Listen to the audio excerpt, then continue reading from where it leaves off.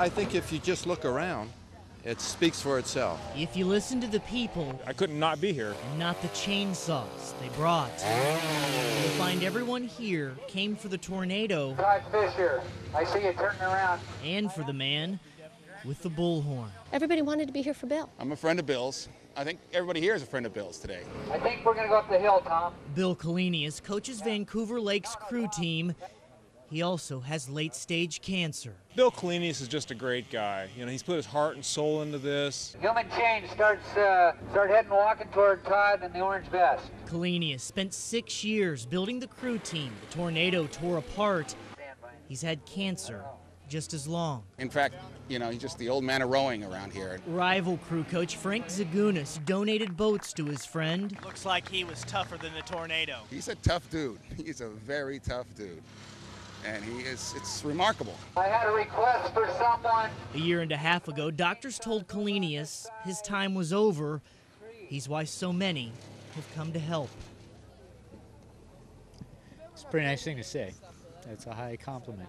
But the kids are the thing. I mean, One of them is J.C. Russell. Definitely one of my role models in my life. Really provide a perfect example for how I'd wish to live. So. A little while longer, we'll have her licked. So appreciate everybody. You guys are great. And with that, his kids hit the water again.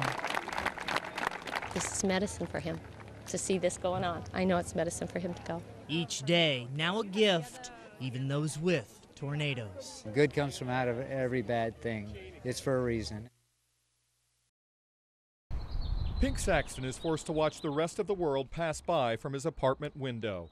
A double amputee stuck inside after someone stole his wheelchair ramp. This is a photo of my ramp. He had it for 6 glorious months of independence. To me, it was going to be salvation for my power chairs. Pink no longer had to call family or friends whenever he shopped or went to the American Legion where he volunteers. I could pull out here, then fold it up and turn around and wheel out. Wednesday morning, though, the ramp was gone. There was a very short window of opportunity for this theft to take place. Yesterday morning at about 9, Pink went outside and the ramp was still here. But less than 2 hours later, just before 11 o'clock, when he went to do some shopping, it was gone. My heart just sunk. I'm just saddened that I can't get out if I wanted to get out. We started looking for it, calling every scrap metal dealer around, asking about that aluminum wheelchair ramp.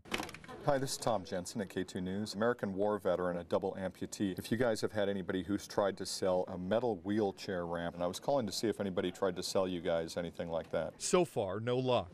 Pink thinks the thief is a man who borrowed money from him the day before it was stolen. It's a calculated theft that doesn't make sense to Pink Saxton. Aluminum worth only 63 cents a pound, a 15-pound ramp, less than $10 to whoever stole it for something that's priceless to this disabled vet. It's very vital. It is very vital. I understand it because I remember the day when I had both feet. And that's what depresses me now. I have none. Pink Saxton's world was limited to the view from his apartment window after someone stole his aluminum wheelchair ramp. My heart just sunk. Likely for nothing more than scrap metal. But this morning, K2 viewers were already installing a new ramp. But there's only one way to get it out with this special bit, and people that steal things like this probably wouldn't pay the money to buy this bit. Janet Stewart donated the ramp, an exact match to the one stolen Wednesday morning, one her father, who was a World War II veteran, used before he became bedridden. I saw the look in his eyes, and it just tore my heart up. And the owners of Northwest Health and Safety, Inc. in Vancouver installed it so that no one could steal the new ramp. They would have to go through some trouble, and they would have to buy an expensive screwdriver to get that out. This is great, absolutely great. Minutes later, Pink was exploring the outside world again. We're going to go out and have a ball.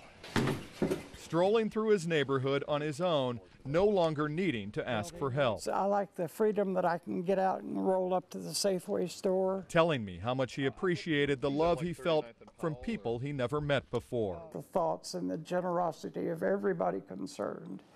I cannot say thank you enough. But our viewers tell me they're the ones who were rewarded with the ability to give to a man who is known for giving to others. He's an American hero. He helps so many other people that I'm glad I was able to help him. This is a problem nationally and now, as we've discovered, locally as well. We found at least a half dozen ads on the Portland Craigslist in the last month making an unusual pitch. I help you with your bills if you share your love with me. Frank of Wilsonville is looking for Mrs. Wright. She may be struggling to get by, and Frank is willing to help with rent and other bills as long as she meets his personal needs. My reaction is, really? I mean, really? You just advertise for this? Sergeant Mike Geiger of the Portland Police Sexual Assault Unit has never seen this kind of ad here. You know, engaging in a sexual act or sexual contact with another person, you know, where there is a fee involved is prostitution. Is that what Frank really wants? We went undercover to find out, answering his ad and others showing up on Portland Craigslist. Frank asks us to meet him at this fast food place in Wilsonville. He wants to know if we're cops because this could get him in trouble.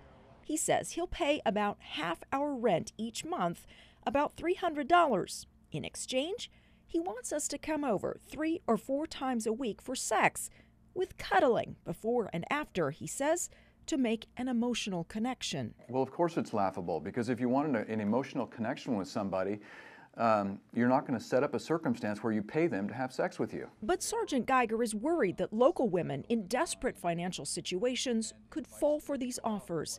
He says rent for sex offers are not just criminal, they're dangerous. He sees men who advertise rent for sex as possibly controlling, arrogant, even predatory. And now you're with a person who expects something from you and will then demand it from you and may take it from you. You've now placed yourself in significant harm. I wanted you to meet a friend of mine. What is Frank's view? Sir, we're doing a news story on people who try to have sex with women for rent money. We don't know if he or the other advertisers are dangerous or fit the sergeant's profile. He did not stay to fill us in. Well, I was thinking about what you wrote in your ad. Don from Southeast Portland advertised for a college girl in need of help with tuition and rent, calling it, quote, our own dirty little secret. He wants to meet at a Southeast Portland coffee shop. He tells us he'll pay about a third of our rent, $200 a month, plus gas, food, and other expenses. In return, he wants a physical relationship, intimate time with a younger woman. He says, quote, maybe it's a midnight phone call saying, man, I could sure use some, you know? Get your over here. You know what I mean? Hi there, sir. We would like to know what he means, but he did not elaborate. Why did you advertise to pay someone's bills for sex? Neither Don nor Frank has been arrested nor charged with a crime, but detectives want the people who post rent for sex ads to know police are onto them. If you think for a moment that nobody understands what you're doing, you're wrong. If you think that you can just get away with this and treat people this way, you're also wrong about that as well. We contacted Craigslist about this, but have not heard back. We do know that Craigslist is monitoring the adult section of its site for illegal postings. However, these ads are appearing in a different section of their site. Carrie Tomlinson, K2 News. Every Tuesday and Thursday, sometimes even on Friday, this group of retired Freightliner workers tees it up at Glendevere. Oh, great. Nice one. It's a place where they can afford to pursue their 18-hole passion for about $20. Birdie time. Good job, buddy. The Freightliner foursome is just a fraction of the people who have signed petitions asking Metro to leave Glendevere alone. Why fix it if it isn't broke, you know? Yeah, I think it'd be a shame. I mean, this course gets a lot of activity. We all play here as many times as 3 times a week.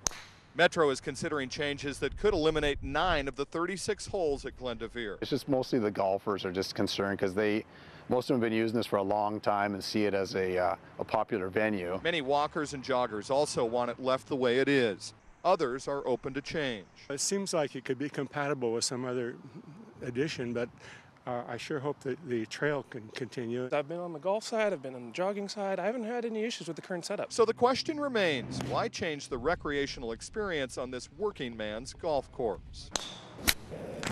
And you can play in your Levi's. You can, yeah. And a shirt without a collar on it, right? That's right, that's right. Plus, this is the only course I could score on. I gotta play here. A lighthearted moment now, but these golfers seriously wonder if their years of rolling down Glendovere's cart paths will soon give way to the winds of change. It was just hypnotizing. Forrest Pearson didn't rely on any forecast. It's amazing.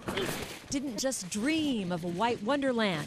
This fourth grader built his own backyard blizzard with his Christmas present, a 30-gallon air compressor. The water comes through these two sprayers. A pressure washer and a lot of research. It splits up the water into really small, tiny droplets.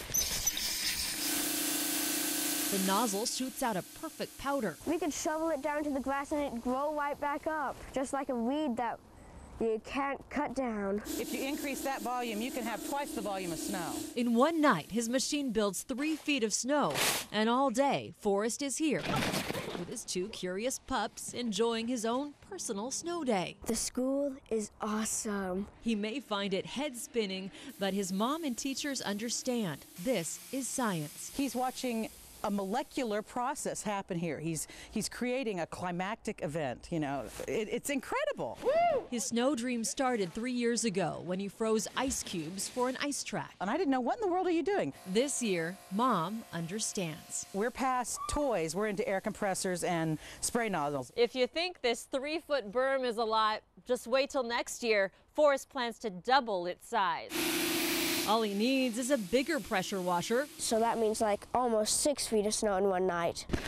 And while this is science, Forrest admits it's a lot of fun, and it's fun to have people over and let them enjoy it too.